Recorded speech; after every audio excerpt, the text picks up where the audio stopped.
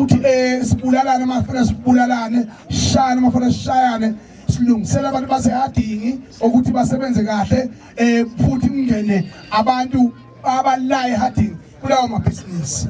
kodwa ukuthi uzothi imoto yakhe awuzuyikhokhela wena ngenxa yokuthi thina selasa zomasha okhombisa wena isithutha esingayona ingxengxenye eNingizimu Afrika esingawubona umonakalo babangakanani abantu abaphazamiseka uyazi ukuthi ngisho ngapha kethu kwaZulu sasitebela insizwa thina sazana nezinsizwa eziphethe amatekisi ekezingomkhabe abakwaChaba ekeyinsizwa nomavava ofakasikhakhane nezinsizwa zawaGubede bonke labo bantu basidonsa ngebhashe bathi hayi bafana sinani kulento eniyenzayo kodwa hayi abafana bethu abasakheshi ngendlela ejwayelekile besho kanje ize sibahleke sithi bese siqhubekani noma engadliwa imoto zethu ngoba silolise lwethu leyo nto leyo iyona ke same attitude esidingayo la uma bafuna ukuba amaboss bona la ehadini wrong leyo nto leyo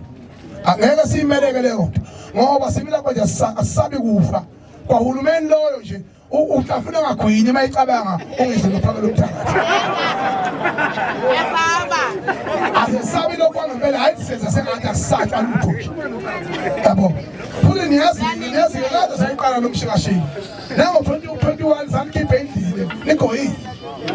into esingayifuni-ke ukuthi nihlangane bese nigcekeza iy'tolo bese nenza noma selenza ubunuku labo ubunuku abufuneki niyezwa kanza kwethu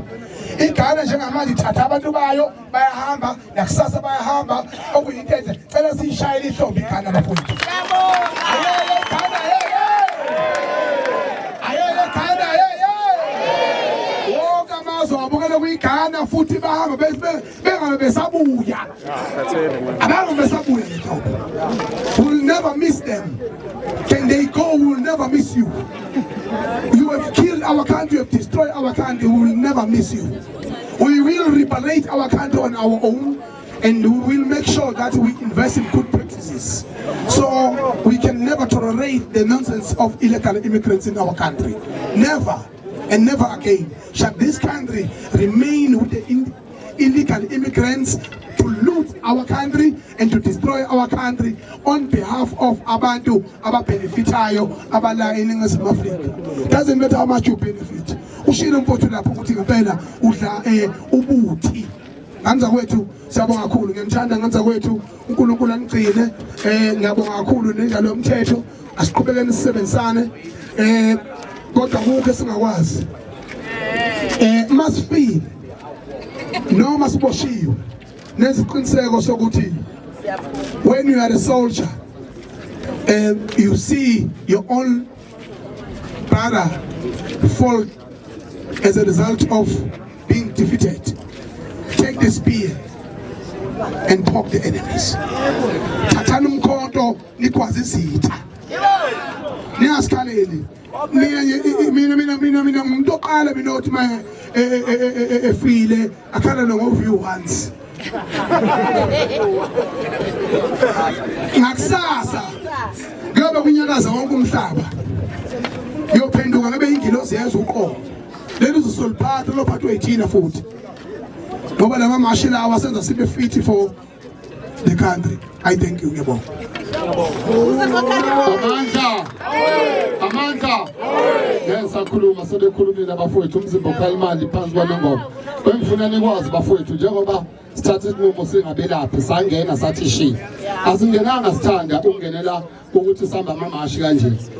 bafowethu nodadewethu musana ukudayisa ngezwe uma wena udla abanye abantu belambile ngoba nakho sekufika iforeigner la kunika imali ubulalizwe into kumele ngabe siyayenza njengoba sibangaka ngabe siyahlangana la sikhiphe o300 sibe nesikhwama ehadini sethu ubona ukuthi 1 million ngeke niswenze 10 million ngeke niswenze sizowenza kunomnenga abantu abafika la beyamafonena belambile bese thina sokhangeza ku uthula uthina indoda ukhangeza kwi4A ngoba nakho linesitolo wena lithi hayi my friend I'll give you 20,000 every month protect me. So leyo nto leyo bafowethu silapha sizokhala ngo-home affairs okuyena odedela abantu bokufika ngikhulume bafowethu kakhulu mina vele egcineni sizofa zinsizwa asivikeleni izwe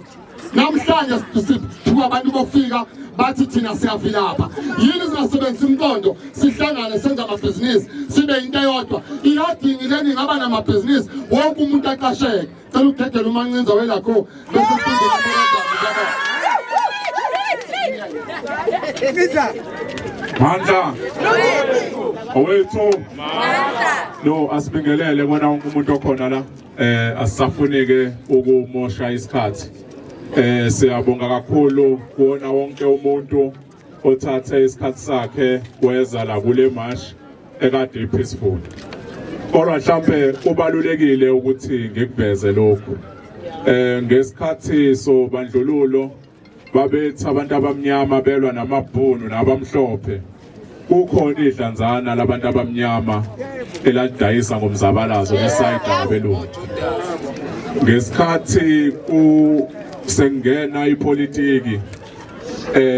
kunezimpi eziningi ezaba khona phakathi kwe-ANC ne-IFP ngaleso sikhathi ama-political parties abantu abamnyama belwa bodwa kuyavela ukuthi babeqhathwa abelungu namabhunu ngalesikhathi abantu abamnyama belwa bodwa abelungu babebhizi babelana imihlaba babelana zonke imanzi zase-South Africa namanje silelwa izwe lethu bakhona idlanzana labantu abamnyama elivikela ngokuthi amabhizinisi abayafa ngakho-ke kuyaphoqeleka ukuthi besupporte abantu abayigebengu okwabantu bokufika kodwa ukuthi yonke lento eyenzeka manje umlando uyasitshela ukuthi ayiqali endiyohleli khona ngaso sonke isikhathi abantu abamnyama babehlangene bethi balelwa izwe labo kuzoba khona idlanzana ezoba sikhulu phambana nobho kodwa lokho akumele kusho ukuthi abantu abaphelelwe umdlandla akumele lokho kwenza ukuthi abantu abangenwa amanzi emadolweni akumele abantu behlehle ngalezo zinto ayikhona ngoba ngisho ungenza kanjani umdayisi abadayisi abafana nami nawe ngokwebala bohleli bekhona futhi ayikho enye indlela ongenza ngayo ebalekile ukuthi thina esivumelanayo ngalombono ukuthi asibe united siye phambili singasabi ukufa ngoba noma ungahlala endlini ungenze lutho vele uzofa ayikho into ongagwema ngayo ukufa kusifice ngendlela vele ngesife sonke kanye laba bosala vele besale beqhubeke nomzabalazo kodwa akekho umuntu ngisho ngakuthiwa uphathe ibhama engakanani zigcwele amaqolo ozigcwele endlini kwisafe ngesithuswa yiloko ngisho ngakuthiwa kunamaphoyisa osigaxa amabhandi abanjani ekuthiwe nje mayesekhulumile nakube kusakhuluma umuntu ngesithuswe lo futhi ngesihlehle ngisho kungenzakalani akekho umuntu oyoma endleleni yethu yokukhulula abantu base-South Africa akekho umuntu oyosabisa ngokuthi sikhulule abantu base-South Africa ngakho-ke siyacela ukuthi njengoba thina besizoniseka ngalomzabalazo niqhubeke niphushe lo mzabalazo kuze kube isekugcineni kusasa ungelinye ilanga le mashi yanamhlanje yoba khona emabhukwini omlando wasehadini ukuthi kwaba khona imashi yokuqala ngo-2026 ngomhla ka-1 ehadini okuyiyona abantu labahlangana khona bavumelana ukuthi sekwanele ngabantu bokufika abazothatha amabhizinisi abantu base-South Africa lokusekwanele ngabantu bokufika ababulala i-youth yase-South Africa ngama-drugs lokusekwanele ngabantu bokufika abathatha ama-permits kodwa abantu base-South Africa bengakwazi ukuba nama-permits ngaloko kwesonje asibambaneni sisebenzele izwe lethu lase-South Africa mandla awethu siyabonga